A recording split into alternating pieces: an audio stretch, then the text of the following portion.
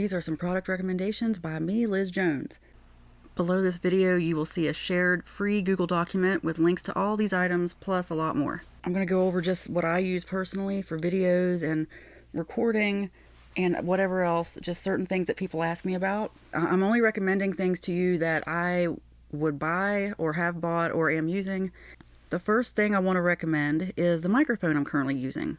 Before I go any further, ignore this where it says your Prime membership will not renew. Yeah, you're darn right it ain't renewing, Amazon. I'm on someone else's program. I'm not even worried about that. Ugh. So this is my microphone. Now, honestly, I just started using this recently. I'd never had a reason to have one of these before until I started making these tutorials. I had another headset that I was using that I was going to do for like a podcast. I didn't really like the sound quality, so I really did some research, and I'm glad I bought this microphone. It's got really high ratings. Yeah, great inexpensive mic for voiceovers, very good microphone. Well, yeah, it's literally worth the money, better than a lot of known branded mics. In all honesty, I've never had a reason to have one of these, so I don't have a lot to compare it to, but I can tell you I'm very happy with the sound quality so far. And the reason that's a big deal, especially if you end up doing audiobooks or podcasts or something, you really want the sound quality to be good.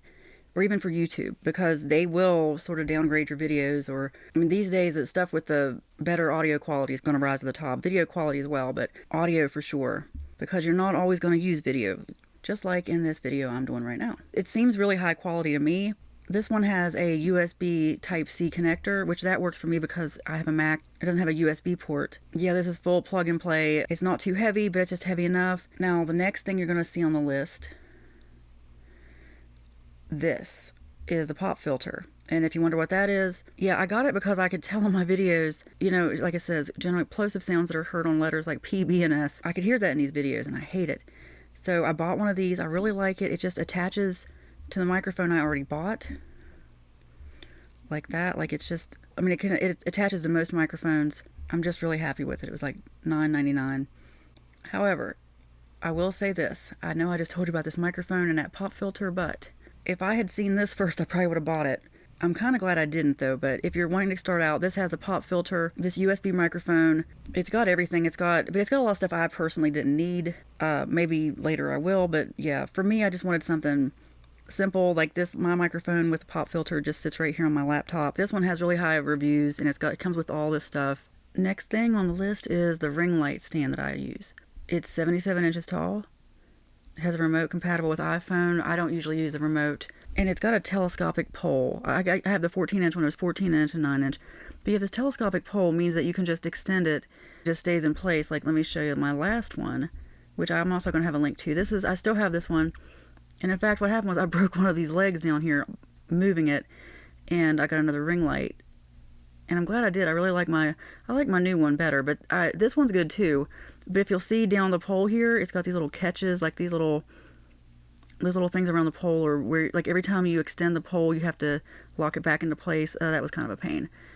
This one's just better for me. I like the oval shape. As you'll see, like it's not just a regular ring, it's actually an oval. This one I just find a lot more convenient to use. I mean, you'll see it's got two places where you can put your phone. Like it's got along the pole, and there's one right in the middle of the light. I've never used the one in the middle of the light. That's too much light for me, and probably for most people. But I usually just put it on this one right here. And you can move it to a different place on the pole. You can move it. It's adjustable. You can move it where you want. It comes off. That little holder comes right off. But as you'll see, there are tons of options for these here at Amazon.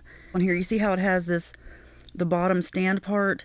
The reason I broke my old one is because I had a stand more like these, where it was just more unwieldy. It didn't want to stay in place like this one does. I like the fact that these legs just stay where they are.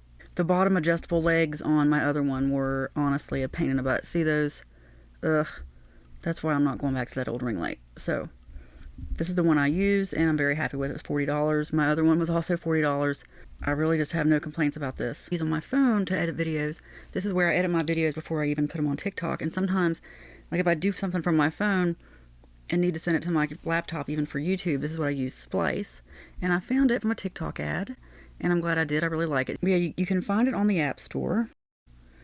This is how it works. New project. I'm just going to pick any one of these videos. And you can pick your aspect ratio. Since, yeah, this probably would be for YouTube, but And they already kind of know from the aspect ratio of your video that you uploaded. But yeah, it's really easy. Like you can just you can split easily, you can drag the video.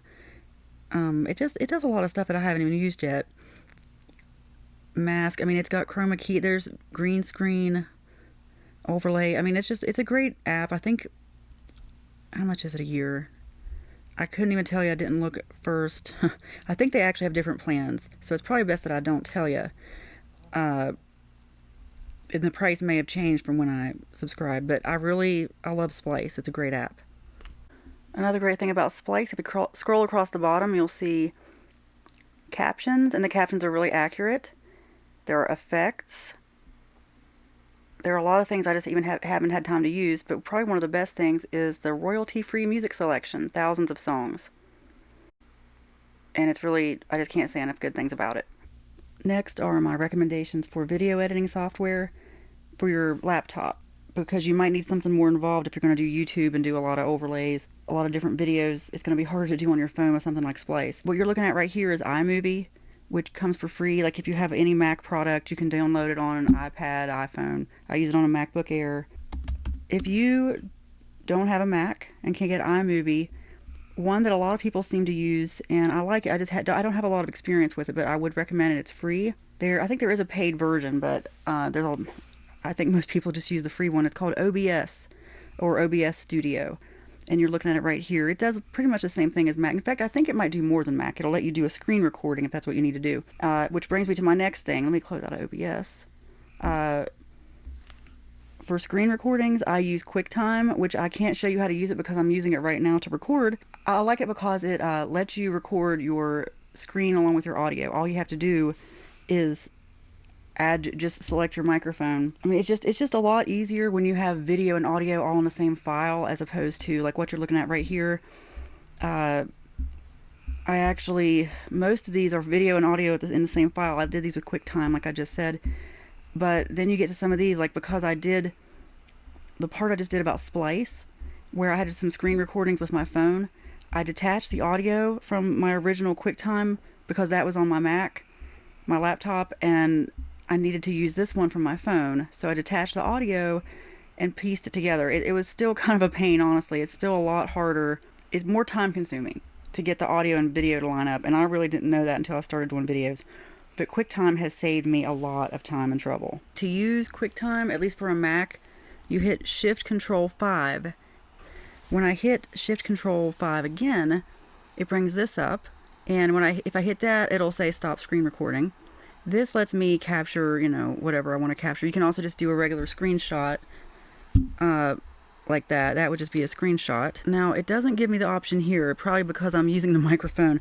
But if I weren't using the microphone, as soon as I hit the stop button, I'm sure that in this list will show up where my microphone is. It's really easy to just choose your microphone. And as soon as you do that, then you have videos where you have sound and video all in one.